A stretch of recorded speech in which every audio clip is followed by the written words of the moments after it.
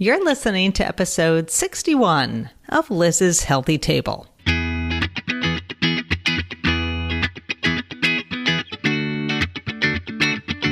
Looking for a healthy new way to feed your family without the hassle and hype? Welcome to Liz's Healthy Table, where your host, registered dietitian nutritionist Liz Weiss, serves up fresh and flavorful recipes with a tasty side of science, good nutrition, and fun.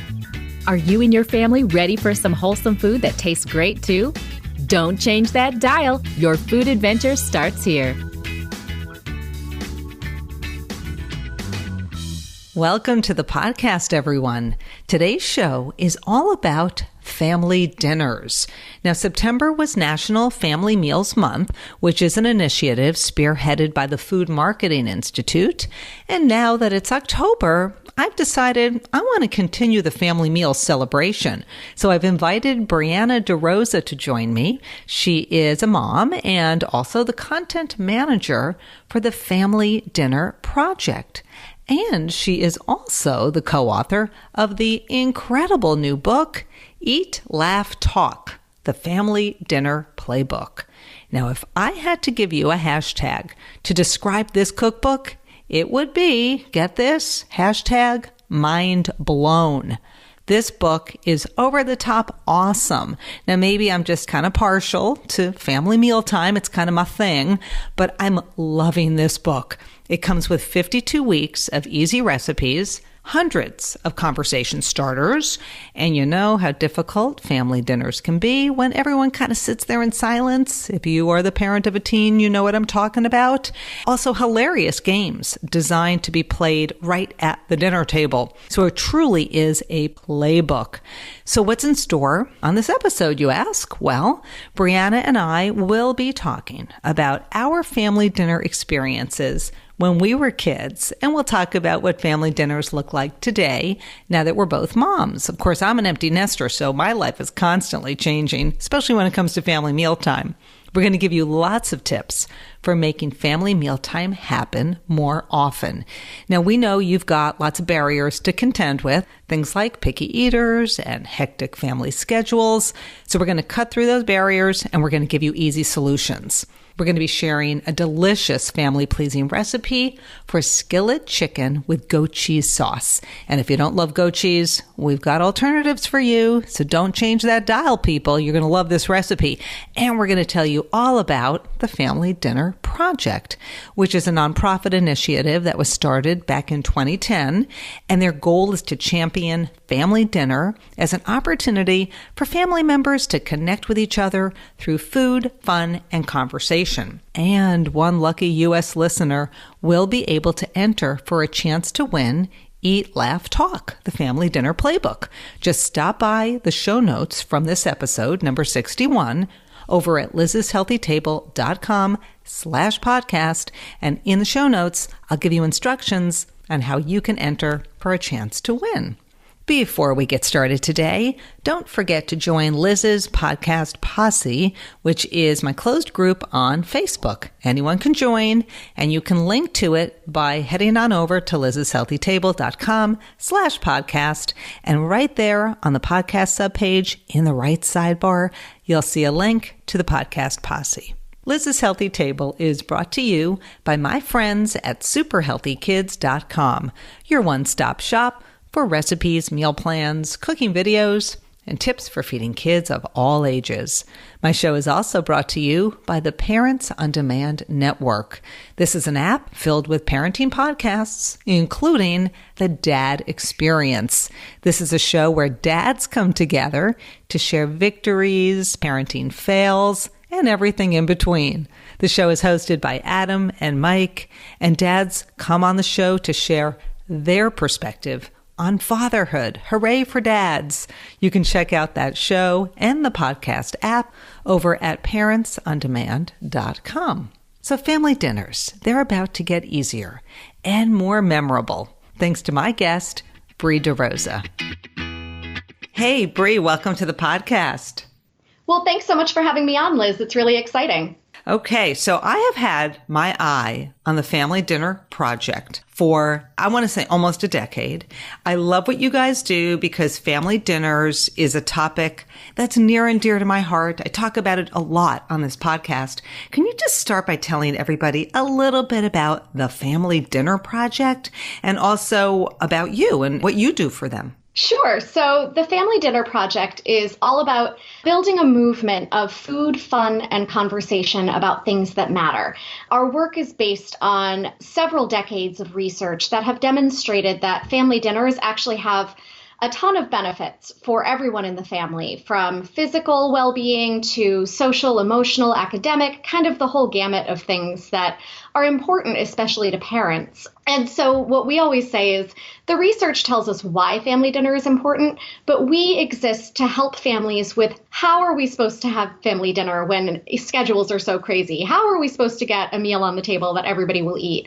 All those kinds of challenges that are really familiar to families. So we have online resources, we do some in-person work with families at events, and all of that is really just to try to help more people have more frequent and more meaningful family meals. And so, Bri, what do you do? I know you're a mom of two, so tell us, how old are your kids? And then just tell me real quick, what do you do for the Family Dinner Project? Sure. So I am a mom of two. I have two boys. They're 13 and 10 and a half. I have to tell you the half because that's still very important at this age.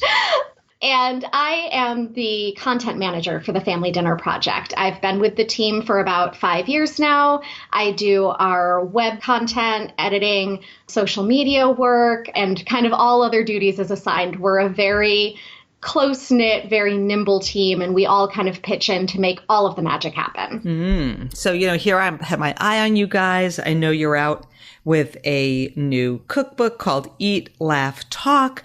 But before we talk about Eat, Laugh, Talk, which I am super excited about, and by the way, I mentioned it in the open of the show that we are doing a giveaway for one lucky winner will win a copy.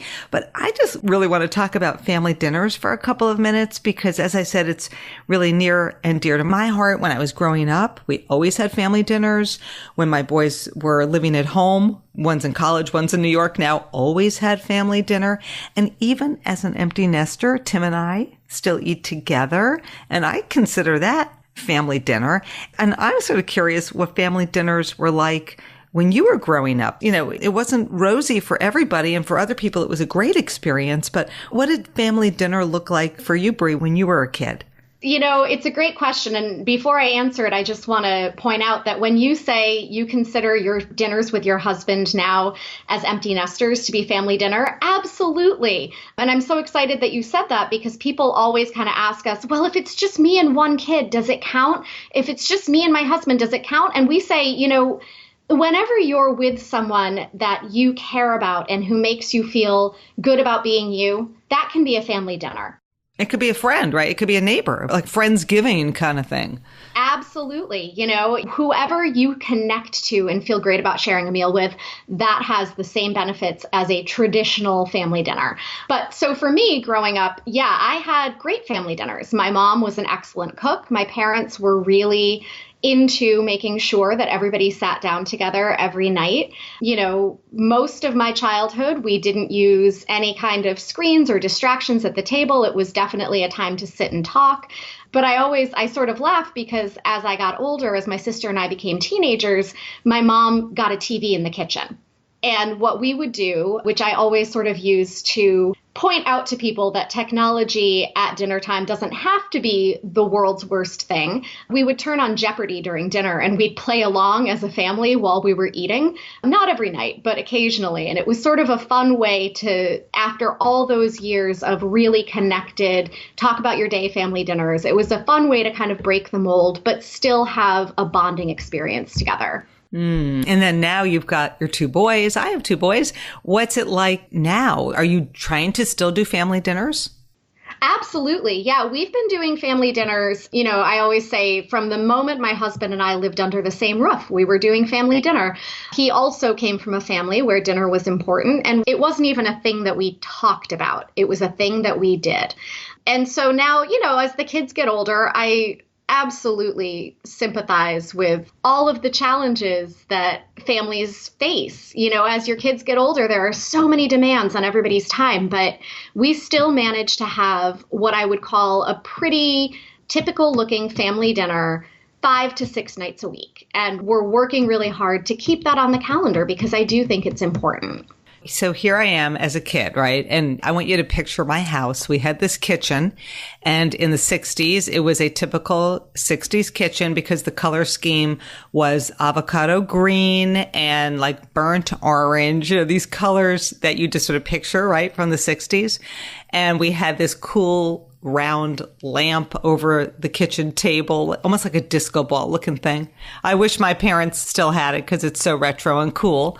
And then off the kitchen, we had what we called the breakfast room. And then off that was the formal dining room. So this breakfast room was really where we ate dinner. We never ate breakfast. We always had breakfast in the kitchen, and we always had lunch in the kitchen. So the breakfast room was where we had dinner, and we all had our assigned seats, of course. And my dad sat at the head of the table. And every night we would sit down to dinner. And, he worked long hours. He had a tough job. He was in real estate, and he'd come home all, stressed out. So family dinner, he wanted quiet. He wanted calm. He didn't want us to be fighting, the 3 daughters. And invariably that phone would ring during dinner, and he'd be like, "Sylvia, who calls at the dinner hour?" And like nobody could pick up this phone. He would get so angry. He's a pretty chill guy, but no, if that phone rang during dinner, forget it. And I think today, of course, with not just phones, but cell phones and devices and tablets and TVs. I mean, my dad in today's era, if he was trying to raise 3 kids with all that technology at the table, I think he'd flip. There's just no way. How do you deal with this? Like, what do you tell people? I bet it's a huge question you get from people. How do you deal with all this technology that's confronting families every single day, every minute of the day? Yeah, you're absolutely right. We hear about this pretty frequently. It's fast becoming sort of the number one thing that families want to talk about when we meet them. And by the way, my parents were also very anti phone calls during the dinner hour. I remember that very clearly. And in our house, we also don't allow anybody to answer a phone. If something rings, you are not getting up to answer that phone. But, in general, I think the answer about technology is it's a really tricky thing for families. And what works for one family isn't going to work for every family. So I have sort of, I always keep in mind sort of a spectrum of different tolerances to technology at the table that might work for different families. So if you're a family that really wants to go cold turkey and you feel like you just can't do screens at dinner, any kind of devices at dinner, then I think the best way to handle that is to, first of all, try to start with 1 meal a week, just to get people eased into the idea.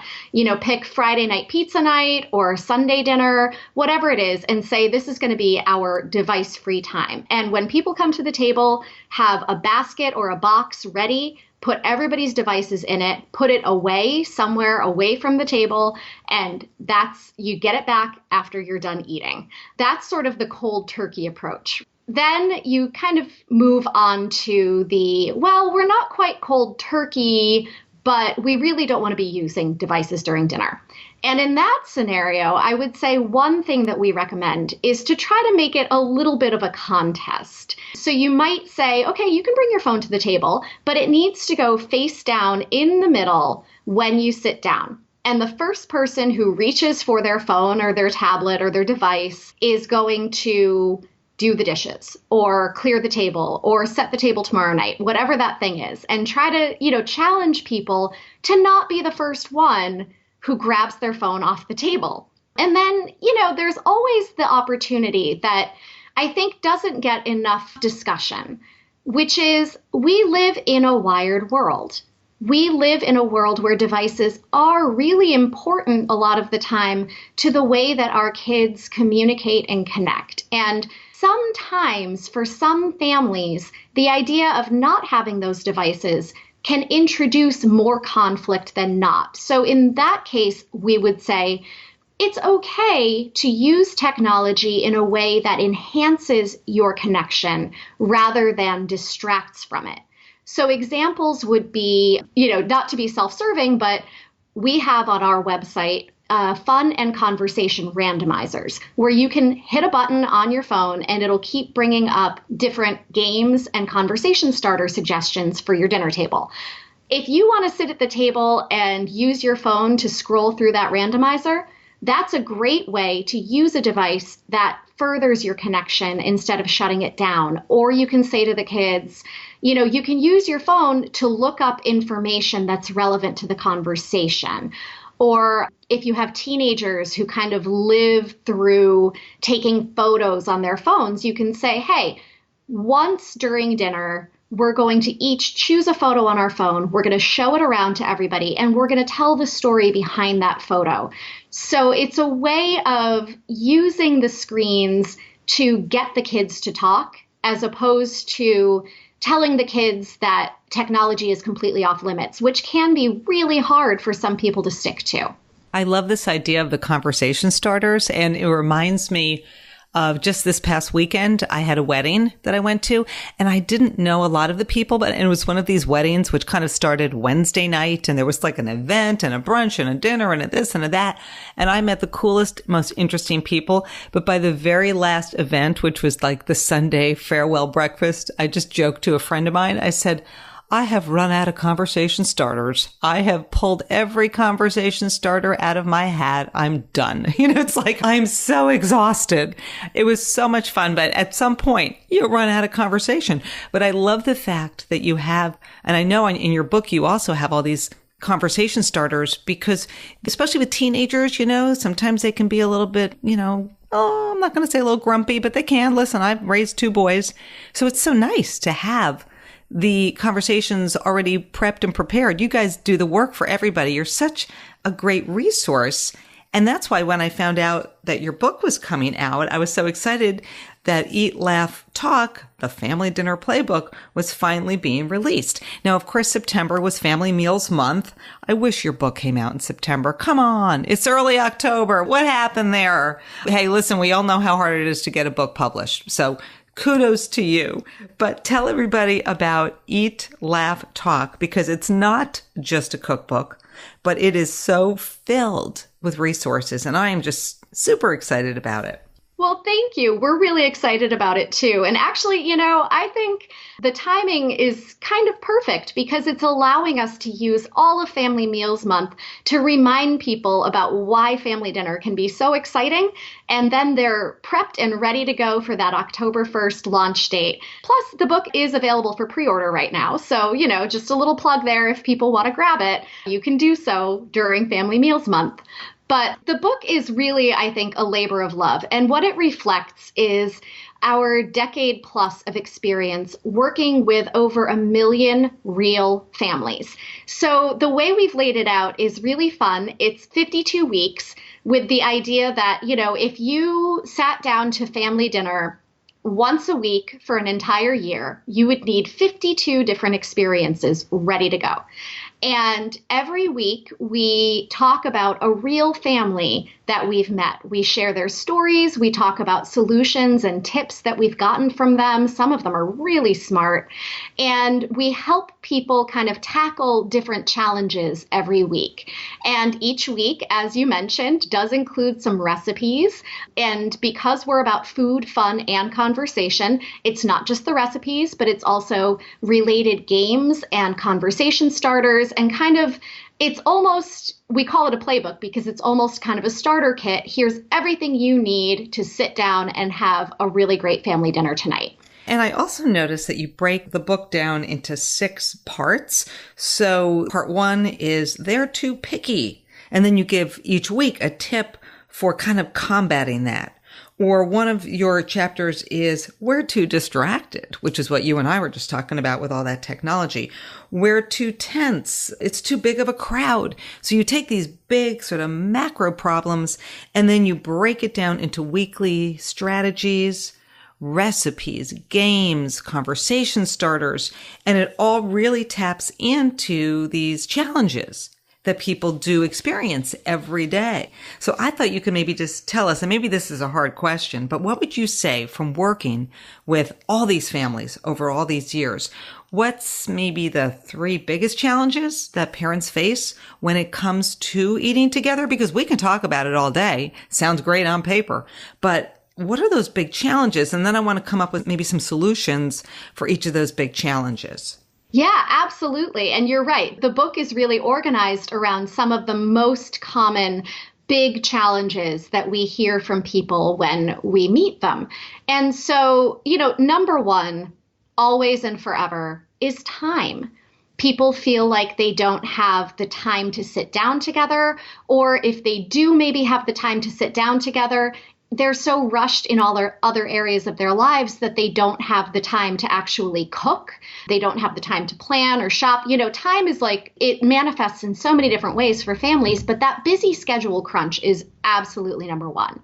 Number two probably is the idea of, picky eating, but it's bigger than that. It's that not everybody eats the same diet.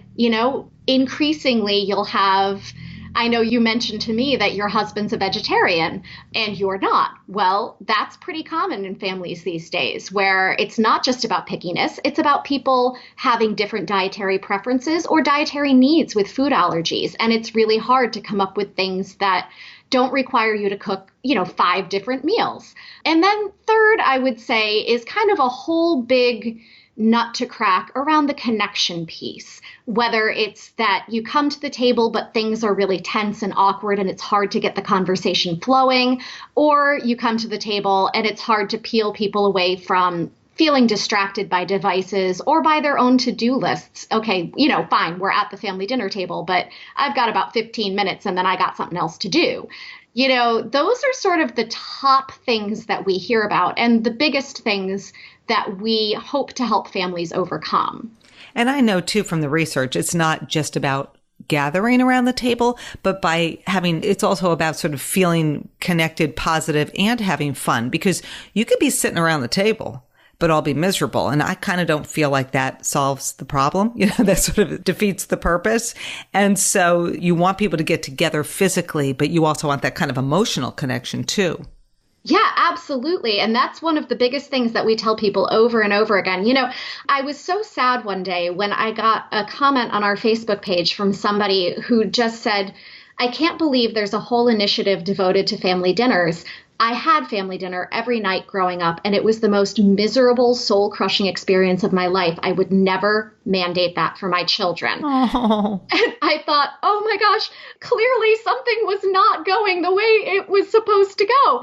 So, we tell people all the time, absolutely, you need to be positive and warm and relaxed at the table, because that's what's going to make people want to come back. You can make the world's most perfect roast chicken, but if you're serving it up with a side of unpleasantness, nobody's going to want to sit down at that table again. I had surveyed my online community a couple years ago, and I had asked them about family dinner. What was family dinner like for you when you were growing up? Do you have family dinners now with your own kids? What's your best strategy for gathering around the table? And I was really surprised at the number of people who did share negative experiences. One woman said, we ate dinner on these TV trays. Like we would have the old-fashioned tray that you'd put your food, your plate on, and the TV was on every single night and nobody talked. Stuff like that, which of course can really springboard parents into wanting to have a positive experience now, today with their own kids. And your book and your website just gives so many tips and ideas to do that, to make that a reality. So I'm just sort of curious, you had talked about lack of time and picky eaters and this sort of being disconnected. I think we covered the disconnected thing, or also just this distraction piece, because you just gave us some really good strategies on, say, getting cell phones off the table. But get back to the picky eating thing and the lack of time thing. I want to hear your best tip for that finicky eater, or just that family where, like in my family, you said Tim is a vegetarian, but really in reality, he's a pescatarian. But I've got Tim as a pescatarian. I have Simon who's gluten-free. I have Josh and Simon who are allergic to shellfish. I am the easy one. I eat everything. So it is a bit of a juggling act. So give me a great tip for this sort of balancing the picky eater. Everyone's on a different diet situation. And then let's talk picky eating as well. Yeah, so I think the number one thing that we always recommend to families who are struggling with this kind of differing diets, differing preferences thing, and by the way, you definitely have a whole wide variety of eaters in your house, so I can see how it's a challenge. You know, the number one thing that we tell people is to try the concept of build your own meals. Love it, love it, love it. So we have a ton of these in the book. We have some on the website as well. But the concept is really simple. It's you're making one meal, but you're making something that can easily be made in component parts and served in separate dishes. And you put everything out and people make their own plates. So there's no opportunity for that kind of, I don't like it, I can't eat this, you know, which is the thing that if you think about driving a positive connection at the table, nothing kind of wrecks that for a parent at the end of a long day as quickly as a kid who looks at their plate and is like, there's onion in it, right? I mean, it sets everybody on edge right off the bat. So eliminate that. You can make things like make your own taco bars. In my house, do-it-yourself salad bar is a big thing where you can top your salad with all kinds of stuff. You can make your own wraps, make your own quesadillas, make your own omelets. I mean, all these different types of things that just involve people having total control over what goes on their plates from a variety of healthy choices that you've put out. And then you're not playing short order cook and you don't have to deal with trying to figure out how to feed everybody. And it reminds me of that omelet bar. You know, you go on family vacation, you're at the hotel, it's the all you can eat brunch on Sunday. I don't know anyone who does not love that omelet bar, right? You go up and you're like, I'm going to have mushrooms and I'm going to have cheese and give me some spinach. It's so much fun. And what about like the whole meal planning thing or the lack of time? I'm always blown away. I mean, I am so to blame. I have been binging on The Handmaid's Tale. So disturbing. Okay. For anyone listening, raise your hand if you're watching this show. It's like torture, but you can't stop watching. So I got the time, but how do we take that time? Maybe I'm not going to watch 3 episodes tonight, maybe 2, and then put that time into getting meals prepped. Like, do you think meal planning's the secret? What do you hear from your community out there in terms of the best strategy for dealing with this lack of time concept or challenge? Yeah, so I think, there are a couple of different things that go into the lack of time. One is whether or not you're meal planning, absolutely. And the other is whether or not your family's schedule is being managed in a way that allows you to sit down. And those are two kind of different things, but they roll up to the same thing, which is you have to know what the schedule is, and you have to kind of be organized for it. So one thing that we say is if you're having a real challenge with timing in that you feel like people aren't home at the same time to share a meal, you can do a couple of different things.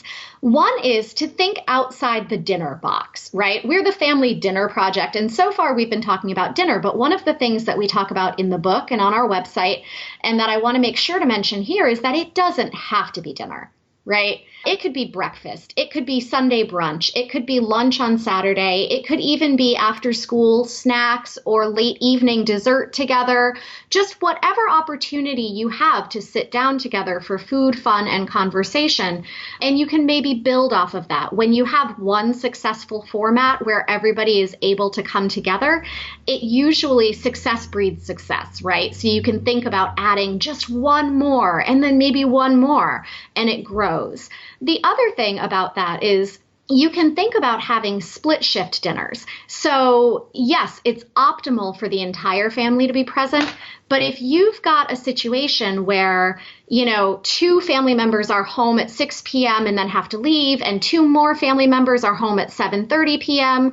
and not everybody's together at the same time, as long as those 2 people eat together and nobody eats alone, you've created kind of mini family dinners. We call it the split shift dinner, right? And if you plan ahead to make sure there's something for everyone at those times, you can still have a family dinner opportunity.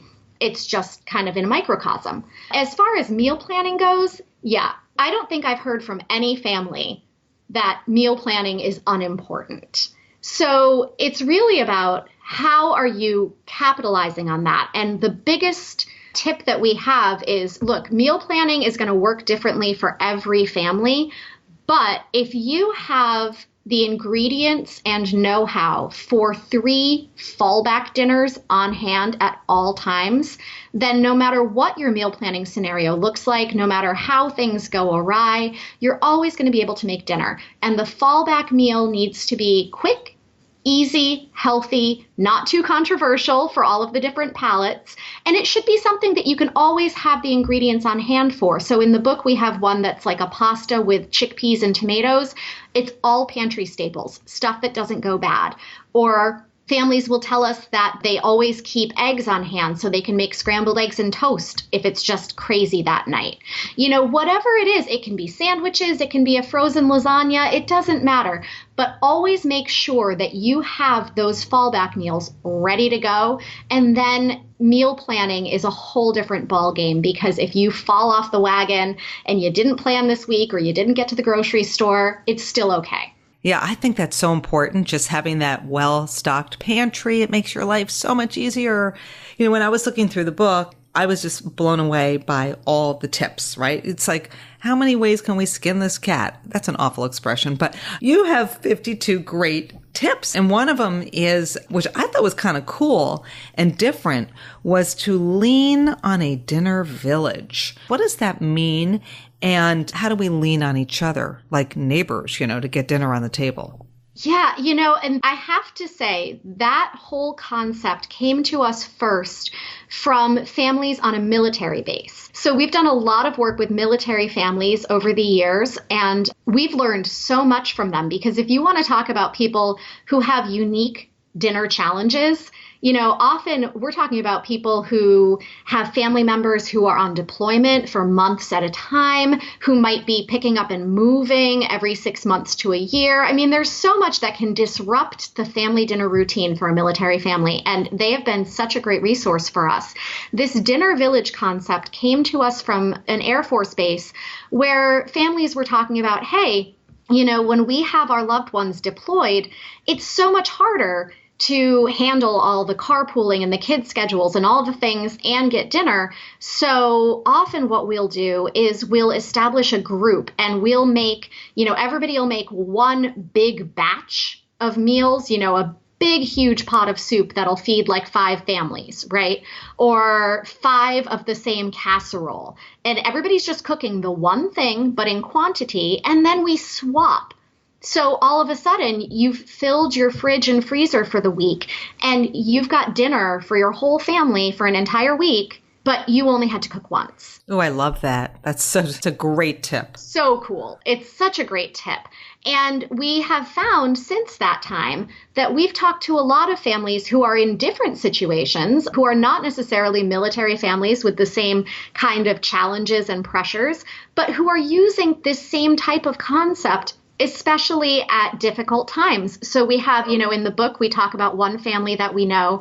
There was an unfortunate health issue with one member of the family, and all of the kids moved home with their spouses and their kids, and they all lived in the same house to help share the care of the mother who was ill and look after dad's needs and make sure that everybody was fed. And they all lived together and helped each other. They switched off who made dinner. They switched off who did the grocery shopping. And they came together as their own little village, which is great, you know, or even just within a neighborhood, you know, moms who are really busy and dads who are really busy with all the carpooling and stuff might have a family dinner together where, you know, once a week, one family hosts and everybody else shows up, and then the next week it's somebody else's turn. We just recently featured on our website a group of families who call themselves the Super Tuesday Friends, and they do this every Tuesday where they're sharing the load and it's somebody else's responsibility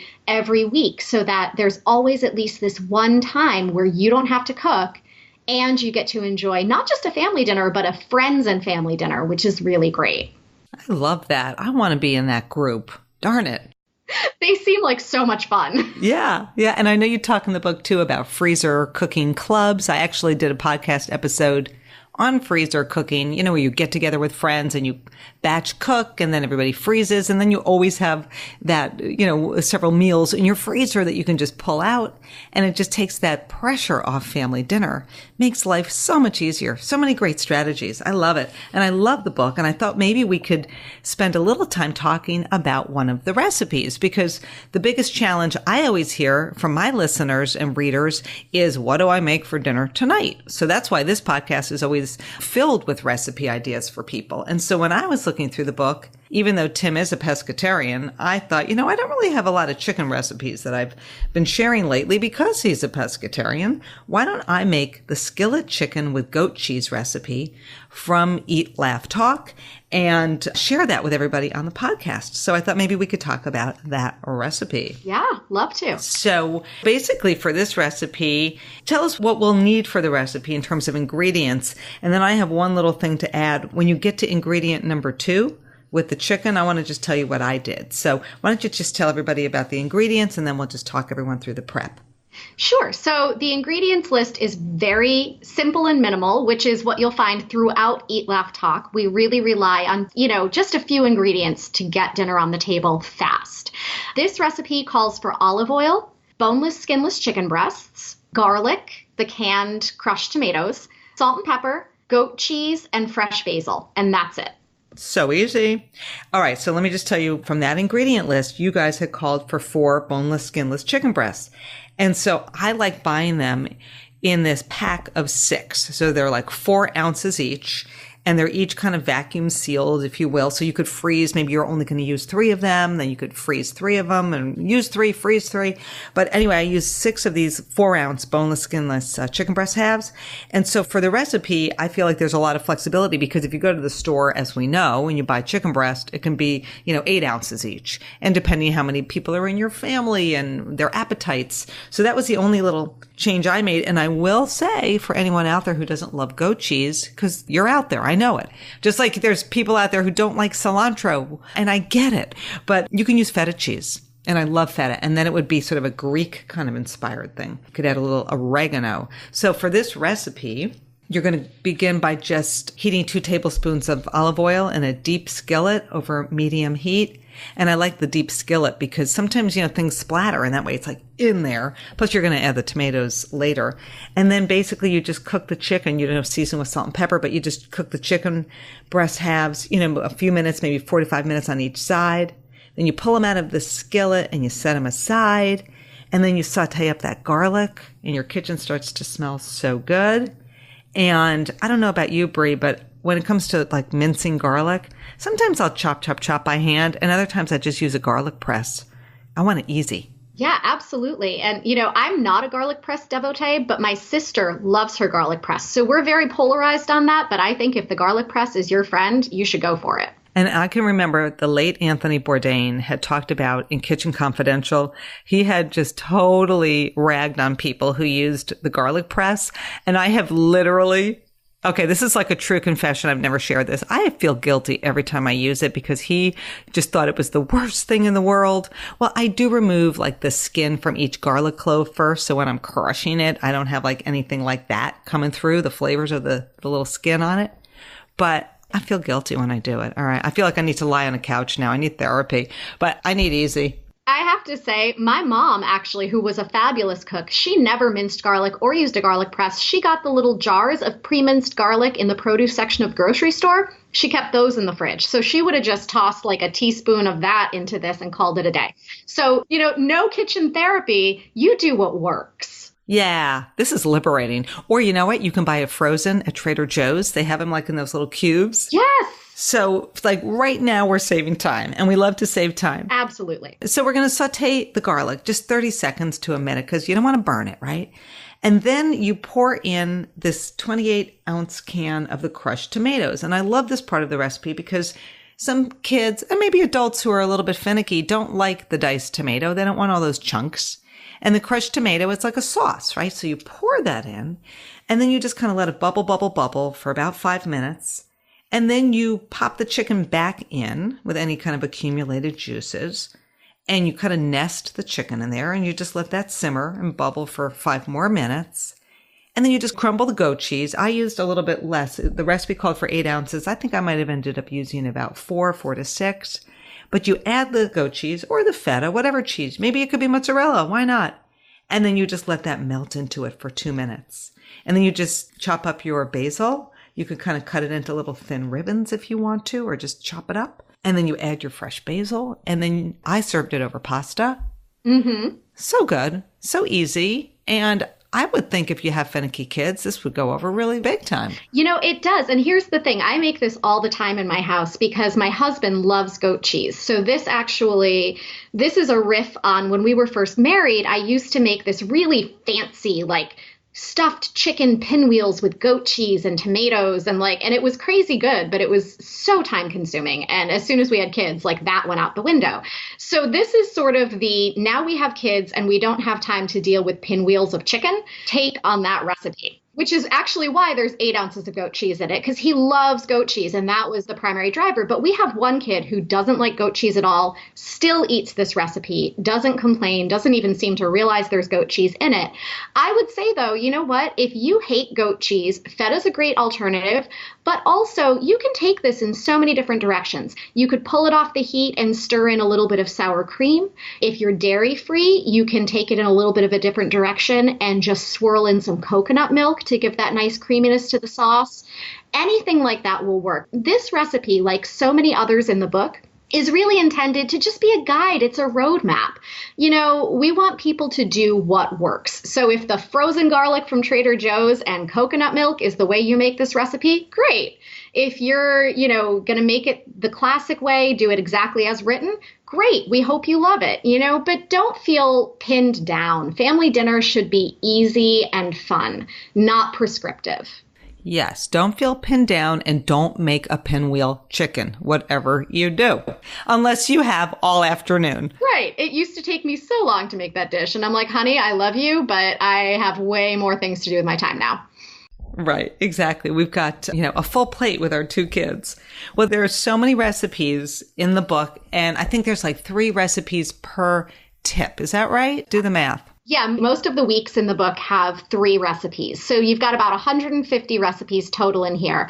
And, we run the gamut. We try every week to provide you with a main dish and then at least one side dish. And some of the weeks have a quick dessert. And most of the desserts, we try to lean towards something a little more on the wholesome side, something that's based in fruit or yogurt. So it's, it's not an endless parade of cakes and cookies. It's something quick and, reasonably healthful that you can feel good about, letting your kids grab after dinner. And, you're talking about dessert. I love dessert and I think it's fine to eat it. And most of the recipes, as you say, you try to keep them very healthy. Would you say, we never really, and I don't think we need to dig into the research here because it's pretty obvious that family dinner is important for sort of body and soul. But what are some of the health benefits of actually eating family dinner? And I get this question all the time.